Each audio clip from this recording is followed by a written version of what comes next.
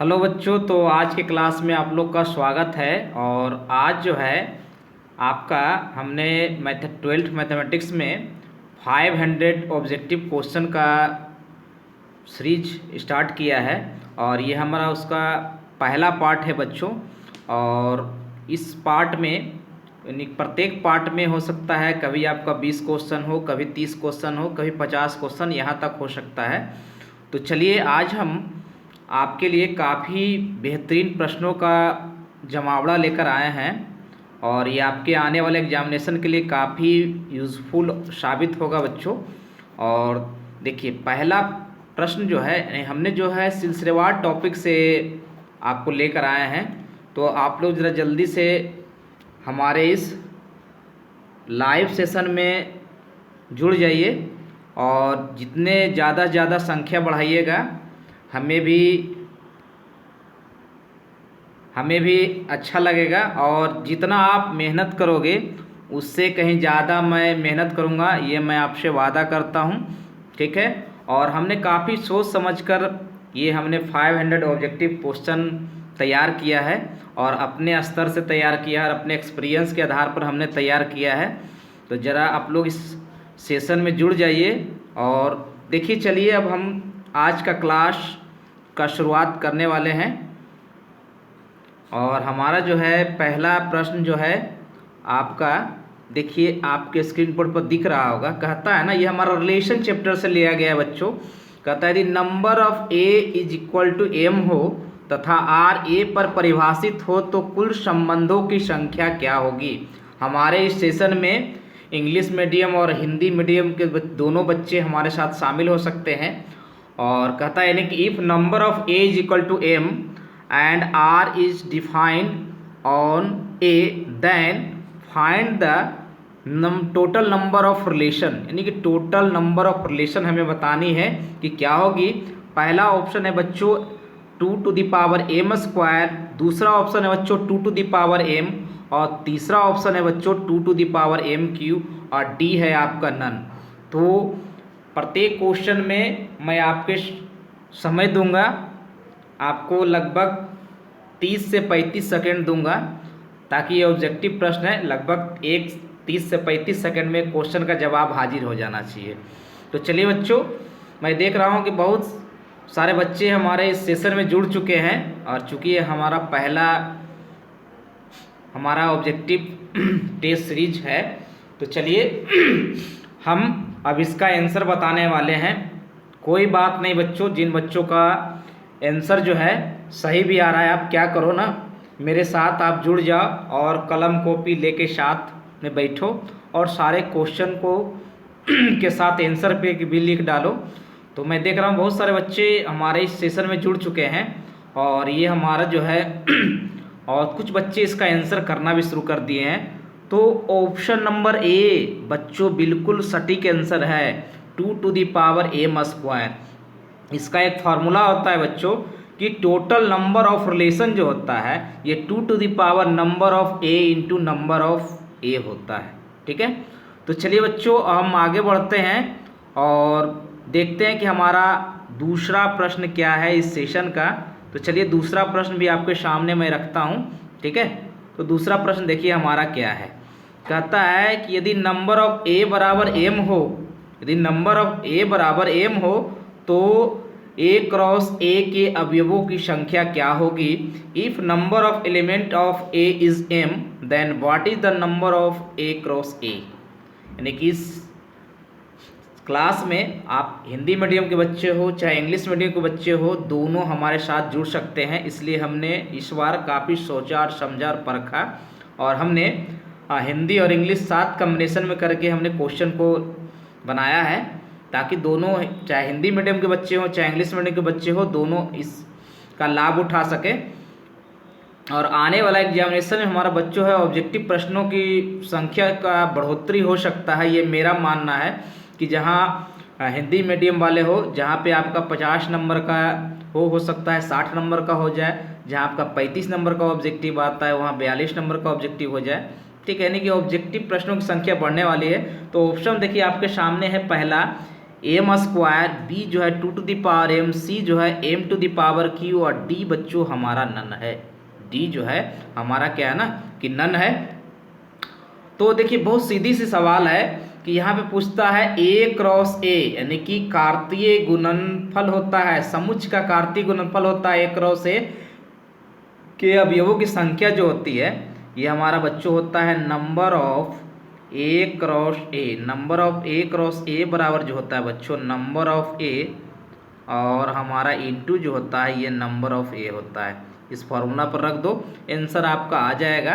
ठीक है, तो यानी कि यहाँ हमारा एम है एक अवयव संख्या, M into M, M square, option number A ना बच्चों बिल्कुल करेक्ट आंसर है। ठीक है, चलिए आगे बढ़ते हैं और हम तीसरे प्रश्न को आपके सामने रखते हैं। प्रत्येक प्रश्न मैं आपको समय दूंगा 30 से 35 सेकेंड। ठीक है, उसके बाद मैं इसका आंसर बताऊंगा बच्चों। ठीक है, तो ये हमारा जो है आज का सेशन का ये हमारा तीसरा प्रश्न है बच्चों। ठीक है, ये हमारा जो है आज का सेशन का तीसरा प्रश्न है। कहता है यदि R एक संबंध है जो A पर परिभाषित है, जहां R इक्वल टू 2 2 3 2 3 3 2 3 3 2 3 1 और 2 1 है, तो R क्या होगा, यानी R कौन सा संबंध होगा। If R is a relation which is defined on A where R is equal to 2 2 3 3 2 3 3 2 3 1 2 1, then what is the relation, यानी R हमारा कौन सा रिलेशन होगा। पहला ऑप्शन है बच्चों स्वतुल्य, बी है सम्मित, सी है संक्रामक, डी है तुल्यता यानी कि इक्विवेलेंस रिलेशन। ठीक है, ये और आपको बतानी है कि इसका हमारा आंसर क्या होगा। तो बच्चों ये भी रिलेशन चैप्टर में जितने भी प्रश्न है ना सभी अपने आप में यूनिक है और सभी प्रश्नों में एक से एक टिप्स का यूज होता है। ठीक है, तो चलिए बच्चों हमारा ये तीसरा प्रश्न है इस सेशन का। ठीक है, तो चलिए इसका जवाब हम मांगते हैं कि इसका जवाब क्या होगा। ठीक है, तो बहुत सारे बच्चे इसका आंसर जो है, कुछ बच्चे ए ऑप्शन तो नहीं कर रहे हैं। ठीक है, कुछ बच्चे हमारा जो है बी ऑप्शन पे जा रहे हैं, कुछ बच्चे सी ऑप्शन पर जा रहे हैं। ठीक है, तो ज़्यादातर बच्चे बी एंड सी कर रहे हैं। चलिए बच्चों हम देखते हैं। देखिए यदि रिफ्लेक्सिव होता तो क्या होता कि हमारा यहाँ पे क्या है ना कि ए का वैल्यू देना चाहिए था, सॉरी थोड़ा सा गलत हो गया, कि हमारा ए का एलिमेंट देना चाहिए था 1 2 3 होना चाहिए था। ठीक है, यहाँ पर जो है हमारा ए का एलिमेंट छूट गया है, इसके लिए सॉरी। यहाँ ए जो है ना उसका एलिमेंट मैं लिख देता हूँ। ठीक है, ये होना चाहिए 1 2 और ये 3। ठीक है, अब तो आप इसका सवाल का जवाब दे सकते हो कि हमारा ए का जो अवयव है हमारा है 1 2 और 3 है। ठीक है, कंफ्यूज नहीं होइएगा, थोड़ा सा कभी कभी मिस्टेक हो जाता है। तो देखिए हमारा ये स्वतुल्य तो नहीं होगा, चूँकि ए में जितने अवयव हैं 1 2 3 यानी कि 1 1 2 2 और 3 3 होना चाहिए। देखिए 1 1 ही नहीं है, स्वतुल्य तो नहीं होगा। क्लियर, सम्मित 2 2 का उल्टा 2 2 है, 3 3 का उल्टा 3 3 होगा, 2 3 का उल्टा देखिए 3 2 है, लेकिन 3 1 का उल्टा 1 3 नहीं है, इसका उल्टा नहीं है मौजूद, ये सम्मित भी नहीं होगा बच्चों। तो जब स्वतुल्य सम्मित नहीं होगा तो तुल्यता की बात भी नहीं करेंगे। इसका मतलब हमारा आंसर क्या होना चाहिए, भी पकड़ सकते हो कि सी है कि नहीं। तो आप 2 2 है 3 3 है, यहाँ तक कोई ज़रूरत नहीं है चेक करने का। लेकिन यदि 2 3 से चेक करते हो तो 2 3 है, 3 2 है, 2 2 भी है, फिर 3 2 है और 2 1 है, 2 1 भी है, 3 1 है और एक के बाद है ये नहीं। इसका बच्चों ऑप्शन नंबर सी ना बिल्कुल करेक्ट आंसर है, संक्रामक होगा बच्चों, ऑप्शन इसका आंसर सी होगा। क्लियर, अब आगे बढ़ते हैं। ठीक है, और अगले प्रश्न की ओर मूव करते हैं बच्चों। और चौथा नंबर प्रश्न जो है मैं आपके सामने रखता हूं कि हमारा आज की क्लास का चौथा नंबर प्रश्न क्या है। ठीक है, कहता है संबंध आर जो है दिया हुआ 1 3 4 2 2 4 2 3 3 1, जहाँ ए बराबर 1 2 3 4 हो तो आर कौन सा संबंध होगा। ए स्वतुल्य या रिफ्लेक्सिव, बी सम्मित या सिमेट्रिक, सी संक्रामक या ट्रांजिटिव, डी तुल्यता या इक्विवेलेंस रिलेशन। ठीक है, आप लोग जवाब दो, मैं वेट करता हूँ। ठीक है, और आप हमारा जो लर्निंग ऐप है ड्रीम क्लासेज का, उससे भी आप फॉलो कर सकते हैं। उसमें हमारा 20 से 22 टीचर हमारे साथ जुड़े हुए हैं और प्रत्येक सब्जेक्ट का कंप्लीट कोर्स है। 11 का भी है, मैथ है, फिजिक्स है, और 12th का math, physics, chemistry, bio, English है। ठीक है, उसमें आप हमारे साथ जुड़ सकते हैं। और दूसरी बात मैं ये कहना चाहता हूँ कि हमारे टेलीग्राम पर आप उसमें विदाउट फ्री ऑफ कॉस्ट उसमें आप हमारे साथ जुड़ सकते हैं। और जो बच्चे टेलीग्राम का नंबर लिखना चाहते हैं वो लिख सकते हैं 6200, है ना। इसका टेलीग्राम का जो नंबर है ये है हमारा 62 है हमारा 0073 है बच्चों। ठीक है, और ये है 3 और 8 और ये लास्ट में 5 और ये है हमारा ये टेलीग्राम नंबर है बच्चों। इसमें आप फ्री ऑफ कॉस्ट जुड़ सकते हैं और इसमें बहुत सारा सुविधा आपको मिलने वाला है। ठीक है, चलिए तो पहले इसका आंसर जान लें, फिर आगे बात करेंगे। कि देखिए स्वतुल्य, स्वतुल्य तो हमारा खोजना होगा 1 1 है कि नहीं, पहले नहीं है, स्वतुल्य नहीं होगा। क्लियर। सम्मित वो 1 3 का उल्टा 3 1 है, 4 2 का उल्टा 2 4 है, लेकिन देखिए पकड़े गए 2 3 का उल्टा 3 2 है, नहीं है, हमारा सम्मित भी नहीं होगा। यानी कि जब 2 ऑप्शन नहीं होगा तो ये तीसरा भी नहीं होगा। ठीक है, तो हमारा ना बच्चों यहाँ पे जो ऑप्शन होगा, है ना, ये ऑप्शन नंबर सी पे जा रहा है। 1 का 3 है, यानी कि इनमें से हमारा ना देखिए पकड़े गए 4 2 2 4 तो 4 4 होना चाहिए, किसी प्रकार का कोई संबंध नहीं रखता है बच्चों। यानी कि इसका जो है ना ऑप्शन लिखने में गलत हो गया है। ठीक है, इसका जो है बच्चों, इसका आंसर जो होगा ना, इसका आंसर जो होगा हमारा जो है ये आपका इनमें से कोई संबंध नहीं होगा, इसमें नन होनी चाहिए, इसमें जो है ये हमारा नन होना चाहिए। ठीक है, चलिए बच्चों आगे बढ़ते हैं और हम अगले प्रश्न की ओर मूव करते हैं। और ये 5वां नंबर प्रश्न आपके सामने रखते हैं, आपके स्क्रीन बोर्ड पे रखते हैं कि 5वां नंबर प्रश्न है क्या। ठीक है, काफ़ी इस सेशन में हमारे साथ काफ़ी बच्चे जुड़ चुके हैं और मैं ये आशा करता हूँ कि हमारे साथ जुड़िए। ये हमारा 500 का हमने काफ़ी सोच समझ का टेस्ट सीरीज प्लानिंग किया है, ताकि आप जितना ज़्यादा से ज़्यादा आप क्या है ना कि आप प्रैक्टिस करोगे उतना बेहतर आप नंबर ला पाओगे। ठीक है, ये मेरा मानना है बच्चों और आप भी इसको मानिए। ठीक है, कि हमारा इसका एग्ज़ाम में किस तरह प्रकार का क्वेश्चन आएगा। और ये हमारा शायद बिहार बोर्ड का ये प्रीवियस क्वेश्चन है बच्चों, क्वेश्चन नंबर 5। देखिए क्या है ना, कहता है वास्तविक संख्याओं के समुच्चय में संबंध छोटा है, यानी कोई संबंध छोटा दिया हुआ है और कहता है निम्नलिखित में कौन सा संबंध होगा। In relation less is defined on real number which is relation in following. मैंने ये जो रिलेशन है छोटा का वह हमारा स्वतुल्य होगा, यानी रिफ्लेक्सिव होगा, कि सम्मित होगा, कि सिमेट्रिक होगा, कि सी होगा, या ट्रांजिटिव होगा, कि डी होगा, ये तुल्यता होगा बच्चों। ठीक है, तो ये काफ़ी बेहतरीन प्रश्न है बच्चों। एक बात मैं कहना चाहता हूँ, आप यदि हमारे स्टेशन में जुड़ चुके हैं, मेरी प्रत्येक बातों को आप कॉपी में नोट कीजिएगा कि जब क्लियर ना हो ना कि कितना छोटा और कितना बड़ा है तो वो संक्रामक में आंख मूंद के मार देना है टिक।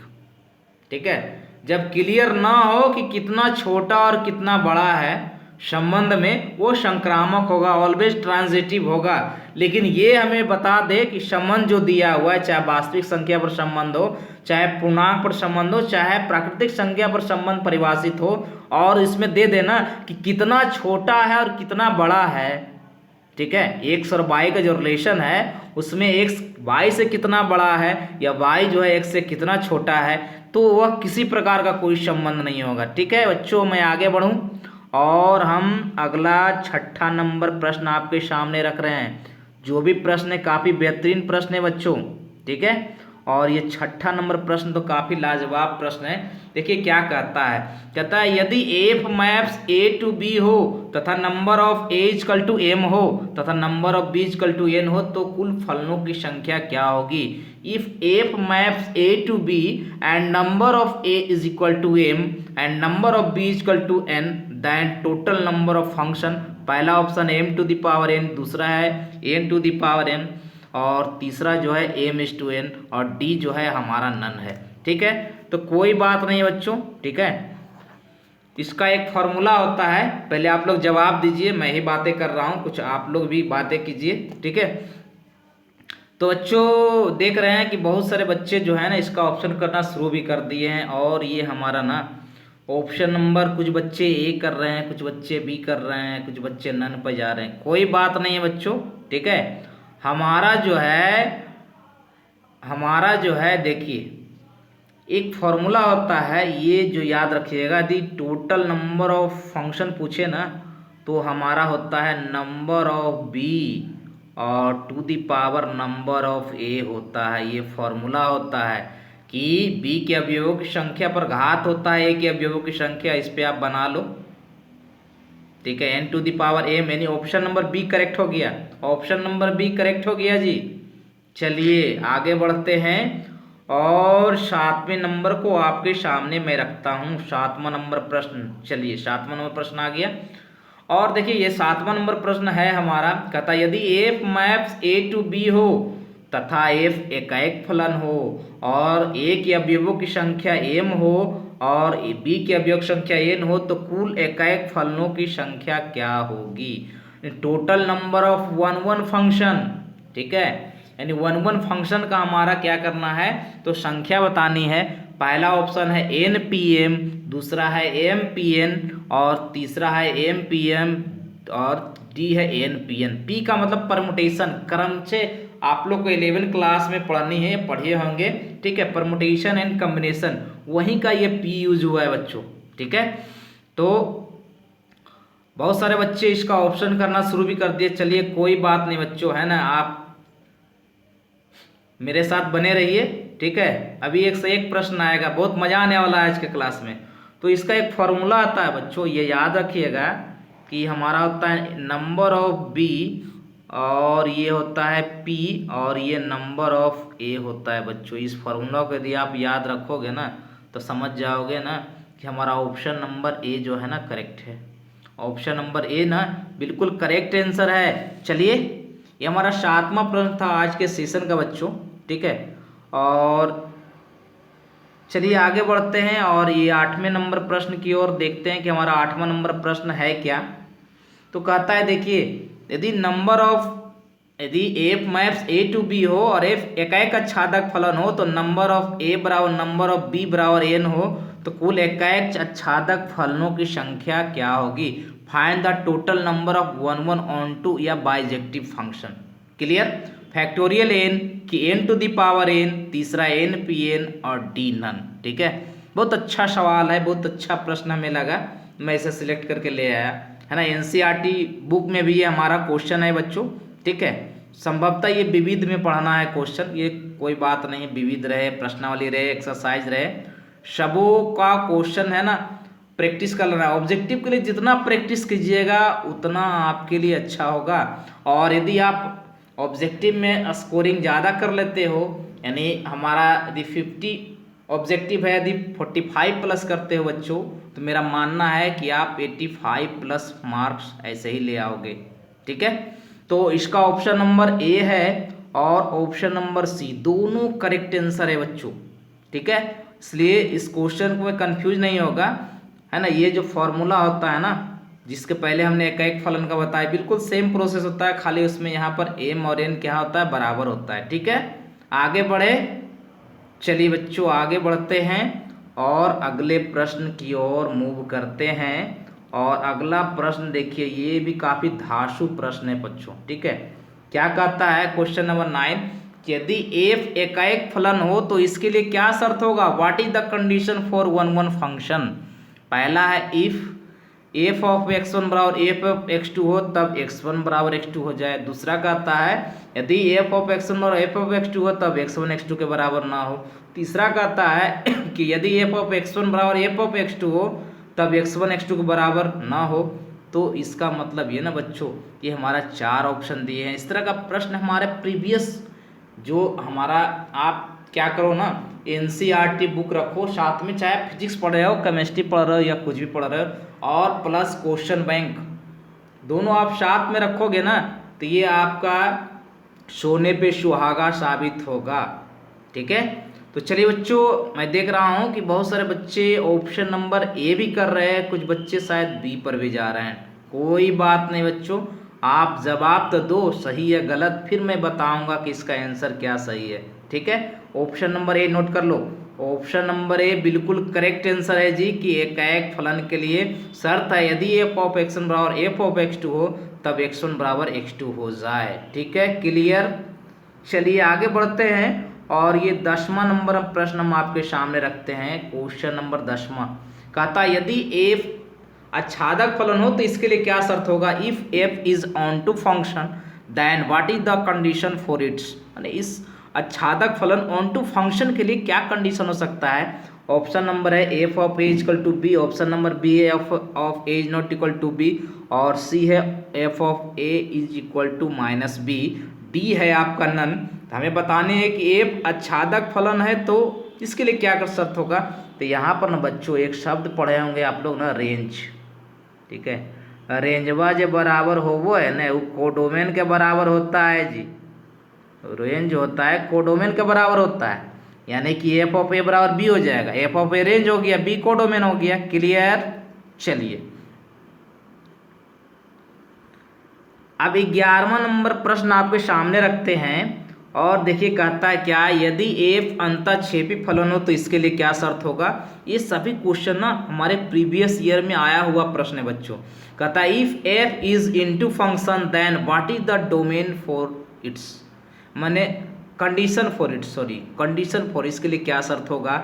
F of A is equal to B, B है F of not is equal to B, और सी है F of A subset B, D है आपका नन। चलिए मैं देखता हूँ, उसमें आपको मैं 30 सेकेंड दे रहा हूँ। ठीक है, इस क्वेश्चन में दम है बच्चों।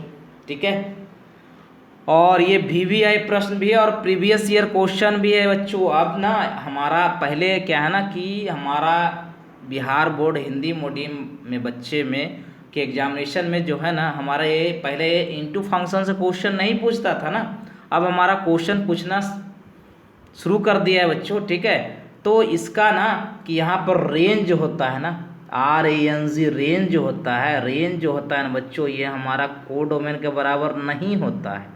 कोडोमेन के बराबर जो है ये हमारा नहीं होता है, यानी कि F of is not equal to B और C F of subset B, इसका दोनों आंसर सही है ना, ये दोनों आंसर इसका सही है 11 नंबर का।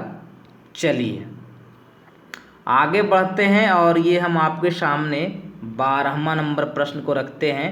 कहता है कि यदि F maps n to n है तो F X equal to X square हो तो यह कौन सा फलन होगा। Which is the following function, माने पहला मेनी वन, अरे एकाएक वन वन, दूसरा है अनेकाएक मेनी वन, तीसरा आच्छादक ऑन टू, और डी नन। ठीक है, मैं इसका टिप्स बता दूंगा, आप याद रखोगे बिल्कुल एकदम। तो बहुत सारे बच्चे ऑप्शन ए कर रहे हैं, बच्चे बी भी कर रहे हैं। ठीक है, देखिए एन से एन रहेगा ना जी, और यदि रिजल्ट में, रिजल्ट मतलब एफ एक्स बराबर जो है हमारा एक्स का कुछ भी पद आ गया ना एक्स, तो ये हमारा एकाएक फलन होता है, और यदि एक्स का पद रिजल्ट में नहीं आएगा ना तो वो हमारा मेनी वन होता है, यह बात का केस होता है। ठीक है, एन से एन आएगा, जनरली हमको एकाएक में मार देना है आंसर। ठीक, चलिए 13वां नंबर क्वेश्चन काफ़ी बेहतरीन क्वेश्चन है। कहता है ना कि यदि एफ ऑफ एक्स बराबर under root X minus one into X minus two हो तो एफ का प्रांत क्या होगा, यानी what is the domain of X, यानी what is the value of X which define for a function, यानी एक्स का वैसा मान जो फंक्शन के लिए परिभाषित होता है वही हमारा डोमेन कहलाता है। पहला ऑप्शन है माइनस इन्फिनिटी से 1 और यूनियन 2 से इन्फिनिटी, बी है 1 से 2 और सी है 1 और 2 के बीच में डी नन। ठीक है, तो एक कर ऑप्शन कुछ नहीं करिए, जितना रहता है ना, यहाँ एक है ना यहाँ 2 है, पहले इस पहला फैक्टर को 0 कर दो तो 1 आएगा, दूसरा फैक्टर को 0 करेगा 2 आएगा। यहाँ पर ऑप्शन नंबर ए ना बिल्कुल करेक्ट आंसर, सटीक आंसर है। ठीक है, चलिए आगे बढ़ते हैं,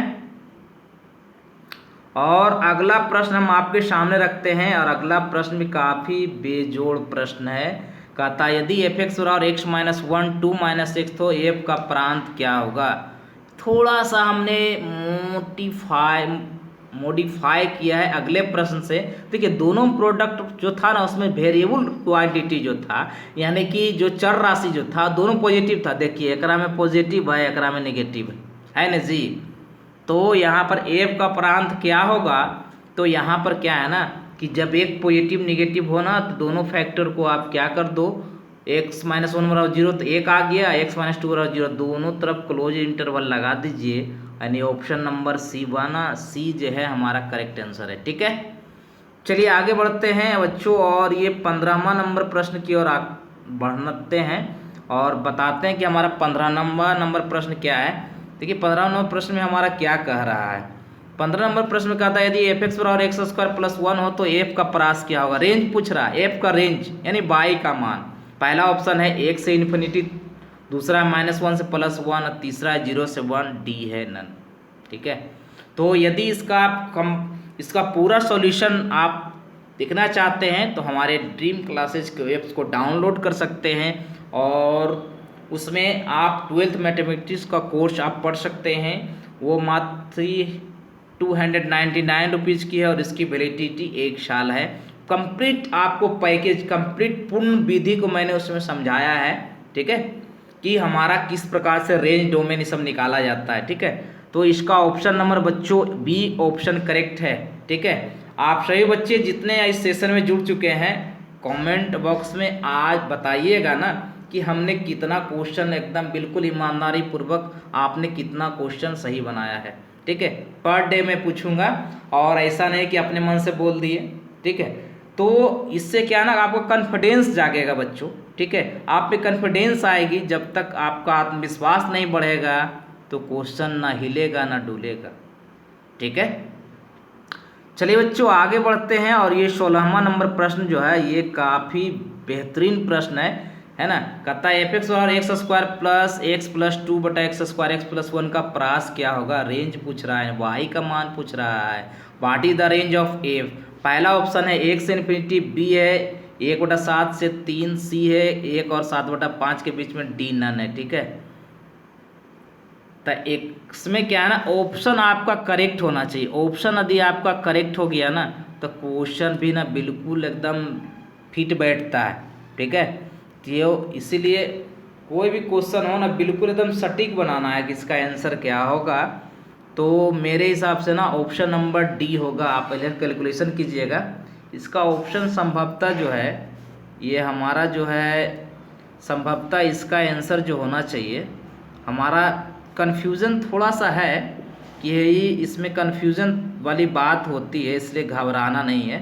ठीक है, तो यहाँ पे हमारा क्या है ना कि बहुत सारे बातों को देखकर समझकर बनाना होता है क्वेश्चन को।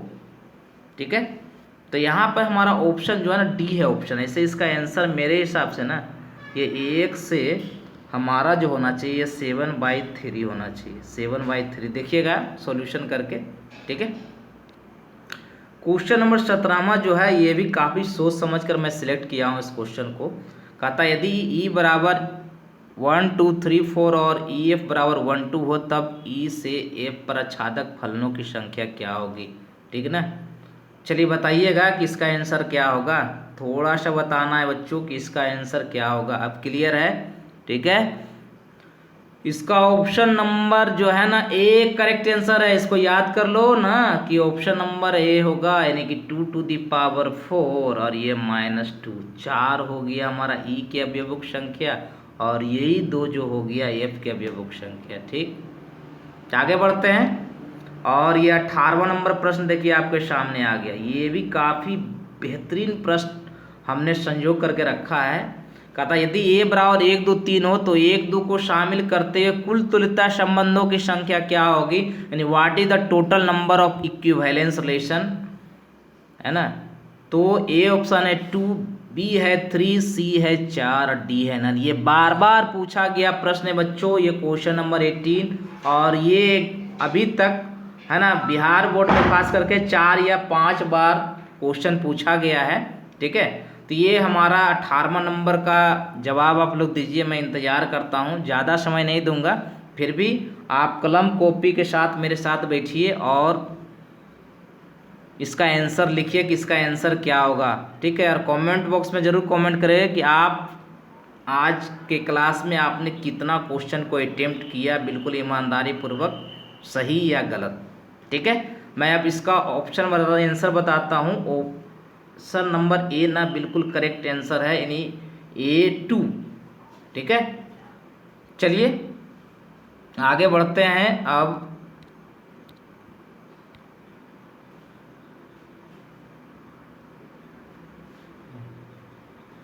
चलिए बच्चों आगे बढ़ते हैं, और ये हमारा जो है ना 19वां नंबर प्रश्न देखिए हमारा है क्या। 19वां नंबर देखिए प्रश्न आपके सामने है, और ये भी काफ़ी अच्छा प्रश्न है। ठीक है, क्या कहता है, कहते हैं एक्स ऑपरेशन वाई बराबर 1 + 12 गुना X plus X Y where all X and Y belongs to Q द्वारा परिभाषित है, तो 2 ऑपरेशन 3 का मान क्या होगा।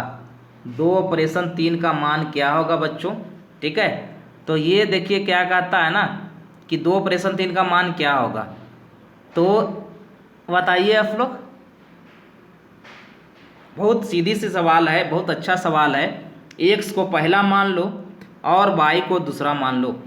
इसको ना पहला मान लो और इसको ना दूसरा मान लो, और इस हिसाब से बना लो कि हो जाएगा रिजल्ट जो है 1 + 12 गुना पहला प्लस पहला गुना दूसरा, यानी हो जाएगा 2 ऑपरेशन 3। 1 + 12 गुना 2 तो और प्लस 2 गुना 3 तो 12 दूना 24 और 34 और 1 31। ऑप्शन नंबर 1 करेक्ट हो गया बिल्कुल। चलिए अब हम 20वां नंबर प्रश्न आपके सामने रखते हैं, और ये भी हमारा बाइनरी ऑपरेशन से लिया गया प्रश्न है, और ये भी शानदार और ज़बरदस्त प्रश्न है। और ये इस तरह का प्रश्न एग्जामिनेशन में बहुत बार पूछा गया बच्चों, है ना। आप प्रीवियस ईयर क्वेश्चन में देखो कि ये सब क्वेश्चन आया है कि नहीं आया है। ठीक है, कहता है यदि नंबर ऑफ ए बराबर m हो तथा ऑपरेशन A क्रॉस A से A में परिभाषित हो, तो कुल द्विधारी संक्रियाओं की संख्या क्या होगी। If number of A equal to m and operation maps A cross A to A is define then total number of binary operation, यानी A क्रॉस A से A में हमारा ऑपरेशन परिभाषित है। ठीक है, तो ये भी हमारा फंक्शन का ही एक पार्ट है, फलन का ही एक पार्ट है। तो बच्चों इसका बताइए आंसर क्या होगा। पहला ऑप्शन है 2 to the power m², दूसरा है m², तीसरा है m to the power 2a, D है नन। ये काफ़ी अच्छा प्रश्न है बच्चों।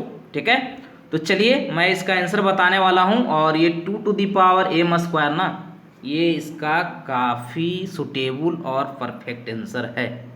ठीक है, चलिए बच्चों आगे बढ़ते हैं, और 21वां नंबर क्वेश्चन को देखते हैं, और कुछ बातें भी करते हैं आपसे, उसके बाद क्वेश्चन भी बनाते हैं। ठीक है, कहता है दी ऑपरेशन जेड पर इस प्रकार परिभाषित है कि ए ऑपरेशन बी बराबर a + b+1 हो, तो जेड का तत्सम अवयव क्या होगा। If operation is defined on Z then A operation B is equal to a + b+1।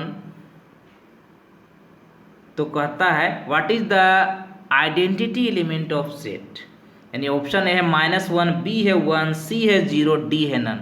ठीक है, इसका जवाब दीजिए। और आपको एक और सूचना देना चाहता हूं कि हमारे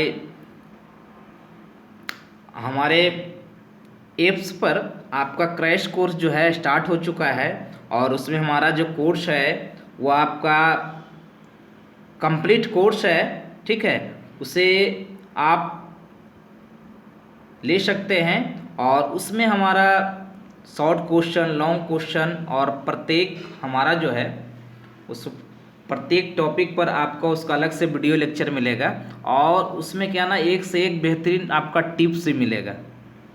ठीक है, तो चलिए मैं इसका आंसर बताता हूँ कि इसका आंसर क्या होगा। बहुत सीधी सी बात है कि ए ऑपरेशन बी बराबर a + b+1 है, तो a + e+1 बराबर a, यानी e बराबर -1, यानी ऑप्शन नंबर ए ना बिल्कुल करेक्ट आंसर है बच्चों। ठीक है,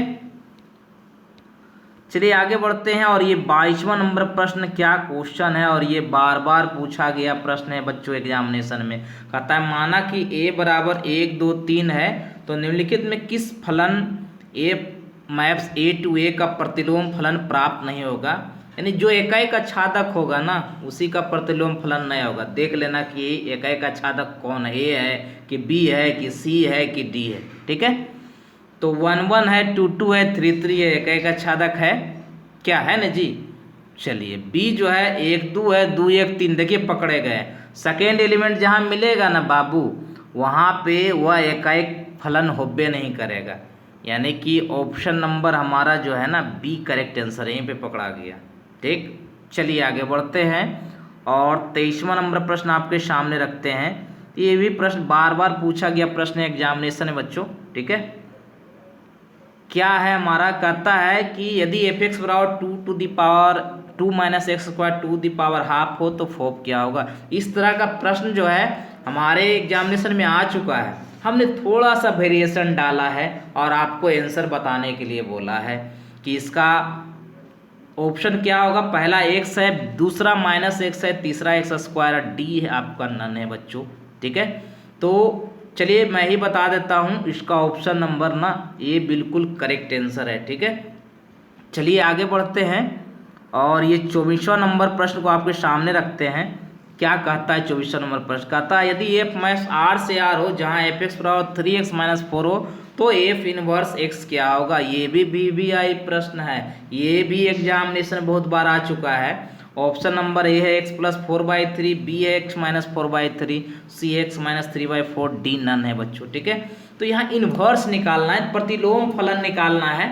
ठीक है, तो देखो इसको क्या करना है कि बाई बराबर ना 3x और ये -4 है ना जी, यहाँ से आप बाई का मान निकाल लेना और x बराबर रख देना, यानी बाई बराबर हो जाएगा बाय x प्लस 4 अब बट्टा हो जी तो जी 3, यानी ऑप्शन नंबर ए ना करेक्ट आंसर हो जाएगा। ठीक, चलिए 25 नंबर क्वेश्चन भी काफ़ी बेहतरीन प्रश्न है और कहता है यदि थीटा और कॉस इनवर्स एक्स हो तो थीटा का मुख्य मान क्या होगा।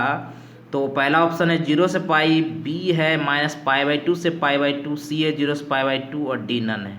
ये हमारा इन्वर्स फंक्शन है, उसका प्रिंसिपल वैल्यू निकालने के लिए कहता है। ठीक है, तो ये आप साइन इन्वर्स ट्रिगोनोमेट्रिकल फंक्शन पढ़े होंगे, है ना। इसका ऑप्शन नंबर ए ना करेक्ट आंसर है। सभी का आंसर आप अपने कॉपी में नोट कर लें।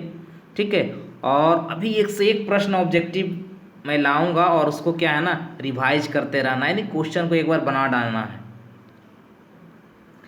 चलिए 26 नंबर प्रश्न देखिए क्या है, कहता है ना कि थीटा और साइन इनवर्स साइन 2π/3 है तो थीटा का मुख्य मान क्या होगा। ए ऑप्शन π/3, बी ऑप्शन 2π/3, सी π/2 और डी आपका नन है। काफ़ी अच्छा प्रश्न है बच्चों, इस तरह का प्रश्न एग्जामिनेशन में बार बार पूछा जाता है प्रिंसिपल वैल्यू के आधार पर। तो यहाँ पे क्या करना है ना, ये सबसे पहले देख लीजिए ना कि 2π/3 कौन सा क्वाड्रेंट में आएगा, ये सेकेंड में आएगा। ठीक है, यानी कि ये 120 डिग्री होगा, 120 डिग्री ना, तो इसमें कितना जोड़ोगे कि तो क्या आएगा 180, तो 30 डिग्री और दोनों तरफ साइन लगा दीजिए। द्वितीय पाद में साइन करने वैल्यू प्लस होता है। ठीक है, यानी कि और सॉरी 60 जोड़ोगे ना, 60 जोड़ेंगे, यानी π/3 ऑप्शन करेक्ट होगा। चलिए बच्चों 27वां नंबर प्रश्न आपके सामने रखते हैं और ये भी काफ़ी अच्छा प्रश्न है। कहता है थीटा और साइन इनवर्स साइन 7π/6 हो तो थीटा का मुख्य मान क्या होगा। तो सबसे पहले एंगल को ही मेजरमेंट करना है कि 7π/6 का मतलब 30 सतह 210 डिग्री, 210 डिग्री का मतलब सेकेंड क्वाड्रेंट, और सेकेंड क्वाड्रेंट बोलो तो आपका रेशियो चेंज नहीं होता है। हाँ थर्ड है, थर्ड में हाँ थर्ड है 180 प्लस है ना, थर्ड है, और ये थर्ड में थर्ड हो या फोर्थ हो 180 प्लस पर भी रेशियो चेंज नहीं होता है। तो यहाँ पे हमारा जो होगा -π/6 होगा। ठीक है, चलिए 28वां नंबर प्रश्न आपके सामने देते हैं और ये बताने इसका आंसर कि यदि थीटा और कॉस इनवर्स -1/2 हो तो थीटा का मुख्य मान क्या होगा। पहला ऑप्शन π/3 है, दूसरा है 2π/3 है और ये तीसरा ना है π/6, डी आपका नन है। तो सबसे पहले माइनस हटाने के लिए क्या करो ना, पाई में माइनस, इसको माइनस जैसे ही पाई में इसको घटाओगे ये कॉस इनवर्स ना ये हाफ हो जाएगा। ठीक है, हाफ का क्या हो जाएगा π/3, यानी पाई माइनस π/3 तो 2π/3, ऑप्शन नंबर बी करेक्ट हो जाएगा। 29वां नंबर भी काफ़ी अच्छा प्रश्न है। कहता है कि यदि थीटा बराबर tan इनवर्स √3 हो तो थीटा का मुख्य मान क्या होगा। तो ये ऑप्शन है π/3, बी -π/3, सी π/6 और डी नन। तो यहाँ देखिए tan इनवर्स में ये वाला पार्ट ना यदि पॉजिटिव होगा ना तो प्रथम पाद के हिसाब से बना लेंगे, यानी कि tan 60√3 tan π/4 पहला ऑप्शन करेक्ट है। तीसरा नंबर प्रश्न है जो बच्चों कहता है यदि थीटा और tan इनवर्स -√3 है तो थीटा का मुख्य मान क्या होगा। ए है π/3, बी है -π/3 और सी है π/6 और डी आपका नन है। ठीक है, तो चलिए बच्चों आप लोग इसका आंसर कीजिए। और हमारा ऐप्स है, लर्निंग ऐप है ड्रीम क्लासेज के नाम से, उसे आप डाउनलोड कर सकते हैं। उसमें हमारा अभी क्रैश कोर्स चल रहा है और हमारा कंप्लीट कोर्स है, और प्रत्येक सब्जेक्ट का अलग अलग भी कंप्लीट कोर्स है और एक कंबाइंड कंप्लीट कोर्स है, उसमें ज्वाइन करना ना भूलें। ठीक है, और हमारे इस लर्निंग ऐप पर 20 से 22 टीचर अवेलेबल है और सब हमारे अलग अलग स्टेट से बिलोंग करते हैं। ठीक है, तो चलिए मैं देख रहा हूँ कि बहुत सारे बच्चे जो हैं इसका आंसर करना शुरू कर दिए हैं और ऑप्शन नंबर बी पर जा रहे हैं, और बच्चों बी नंबर ही ना बिल्कुल करेक्ट आंसर होगा। ठीक है, तो आप लोग जितने भी क्लास ऑब्जेक्टिव का होगा उसमें आप अपने आप को जजमेंट करो कि हमने कितना क्वेश्चन करा है, कितना क्वेश्चन कर सकते थे, कहाँ कन्फ्यूज़न रह गई, कहाँ कंसेप्ट पीछे छूट गया। ठीक है, तो चलिए बच्चों आज का क्लास जो है मैं यहीं तक रहने देता हूँ। ठीक है बच्चों, तो मिलते हैं अगले क्लास में यानी अगले पार्ट 2 में।